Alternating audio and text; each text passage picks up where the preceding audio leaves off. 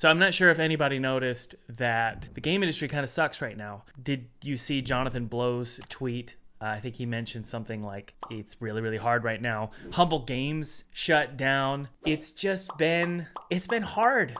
Lots of layoffs, lots of confusion. It's kind of hard to sell games right now. On top of all of that, my own game, Twisted Tower, we finally sent out some testing for the game, and we allowed about a dozen or so people to play the game. This game I've been working on for 3 years. Hundreds of thousands of dollars spent. Finally, 3 years later, we finally got some feedback. And it was the hardest 3 weeks of my life. I'm not exaggerating here. It was insanely difficult. Some of the feedback was incredible. We basically got around an 8 out of 10 score on average from players, but we also got some really painful feedback. Looking back, it's kind of bizarre that we missed these huge mistakes when making our game.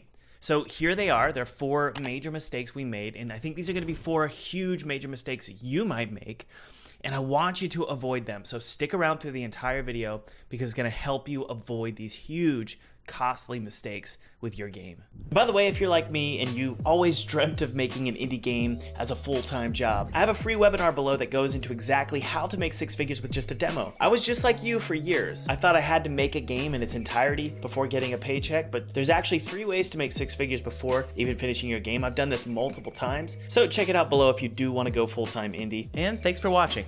The first mistake is I didn't get feedback sooner, okay? Now this is really strange. I don't know why I avoid getting feedback. Actually, I do know why. The reason why is because it hurts getting feedback. And so all of you making your game right now, you don't want to get feedback because, well, it makes your stomach hurt. Like for me, my stomach it's in butterflies for weeks because I'm waiting for, it's like waiting to get an essay back every morning. You wake up and you look at your phone and you look at your feedback. So what we're using to get feedback finally is we're using something called Airtable. And so we have our feedback here, and right now we have 9 people, and they've given some great feedback, but sometimes you get some constructive criticism, right? And it's painful. Like sometimes you'll get a 7 out of 10, and you're like, what did I do wrong here? And you'll also get most people finding the same sort of issues, and everyone's sort of finding one little thing. So for example, a lot of people felt like the level design and the enemies were a problem in this game. And that's a big deal because it's a first-person shooter, right? So me and my team scrambled to get the enemies feeling much better and making the level design feel much better. But it also, when you do beta testing like this, or even alpha testing, or like pre-alpha, right? Or even just a demo, right? All of that testing is so important because it tells you what the forte was. That's so important. And what do we have here? The atmosphere is our huge sort of it factor for this game. What makes this game really, really valuable. Now that we know what makes this game really, really valuable for our audience, what makes it fun and exciting and what makes them interested, now that we know that it's the atmosphere, number 1, we can lead into that. But number 2, we can also say, okay, well, we've got that in the bag. Now what do we focus on that's weak? So it's really important to get, okay, here's our forte and here's our weakness. There's no way to know that those are your weaknesses and fortes without getting players to actually play your game. The hardest part of feedback, and then we'll move on to the second mistake I made. The hardest part of feedback is actually watching players play your game because you're sitting there. I'll do it on Discord and I'll watch him live on Discord. I had a friend of mine play, Jason, and I was just watching him and he played till like midnight. And the whole time I was just like, go in that door. Get the key is right there. Or stop looking at the ground, look up. And the thing is that it seems like it's just that player, but it's not. Every player is probably going to do that exact same behavior. You won't because you made the game. It doesn't matter whether you make it a 2D game or a 3D game. Third person, first person, top view, doesn't matter. Players are going to play the game very, very differently than you because you made it. It's kind of like parenting. I don't know if any of you have kids, let me know in the comments, but as a parent, you might treat your kids differently than you treat other people's kids.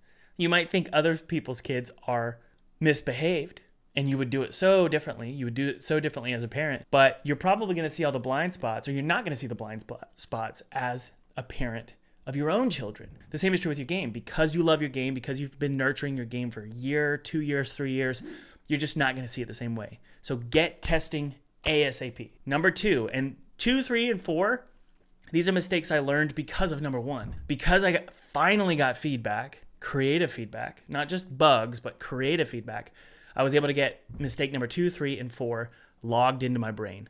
So I'm going to give it to you. Number 2, we designed levels sort of by the seat of our pants. Not random, but like we just sort of went with it. We didn't really plan out the levels. We just sort of started making them, and we would set dress them while we made them. Set dressing meaning you put in assets and lighting and textures and colors, and you're just sort of doing it as you go. This is kind of like free association writing. It's kind of like that.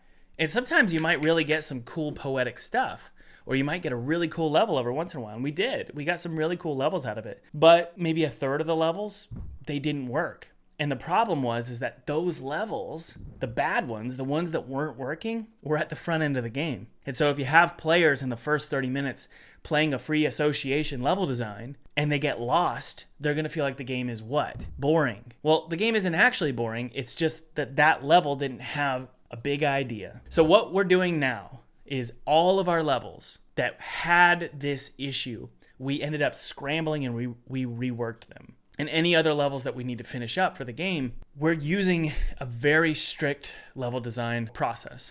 We start with a sketch and we start with a list. And the list is all of our design tools available to us. That's like abilities, keys, locks, levers, weapons, and enemies. And then finally, on top of that, we have a big idea. What's the big idea of this level? So we know what we can use in the design with the design elements. We know what the big idea is, and we sketch that down onto paper, like literally just draw it on a sketch pad. And then once that's greenlit by me and I give my stamp of approval, what do we do next? We set dress. No, we don't set dress.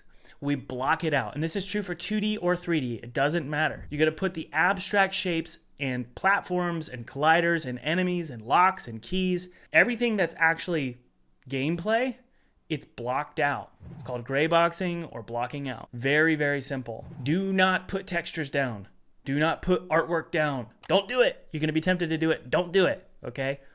Once that is played, like you literally hit play inside of Unity, or maybe in your case Unreal or Godot, and you can actually play from start to finish. Until you can play start to finish, I don't want to see texture or set dressing. That's what I've learned. Here's why this is important. If you don't plan it out, and if you just set dress while you do it, there's no room to fix problems with design. Now, you might think that having design problems in your level, it means you're not a good designer. No, it just means that's the way it works. That's why you block out or why you gray box. You might just miss these giant landmines. For example, you might put a key before a locked door. By the way, that's a big problem. You shouldn't give a key and then find the locked door. You should find the locked door first and then go find the key. You might have issues like that you just couldn't foresee, and you really need to play through the level before you could actually see them. That's why gray boxing is so important. You could fix these issues quickly, and you don't have to spend a lot of time doing it. It's cheap to do this. Once that level is fully playable, start to finish, then and only then do you start to add textures, assets, and set dressing. You know what's crazy? I didn't do this for a decade. My game career never included this process, which, if you look back on my games, the design was the problem. And by design, it's not like graphic design, game design. The actual mechanics of the game, the level design, where enemies are placed and when, what they do, how they function, where a puzzle is located, where a key is, all that stuff. I just did it. I didn't even plan it out. Please plan it out. It will make your game design or your game so much funner. The player will feel like they understand your game loop, but also it makes it cheaper, okay? And what I mean is you're going to rework stuff in your game. It's just going to happen. But make that rework as cheap as possible by using gray boxing. Third mistake, we assumed players were as smart as we were. And that sounds egotistical, but what I mean is when you're making a game, you just assume players are going to be like me. I like games. I like first-person shooters. I really like Half-Life 2 or BioShock. I like those games. So I'm a good target market. So whatever I like and whatever I understand, I'll just put it into my game. I think you should assume that players are 1/3 as smart as you are, especially in the beginning levels of your game.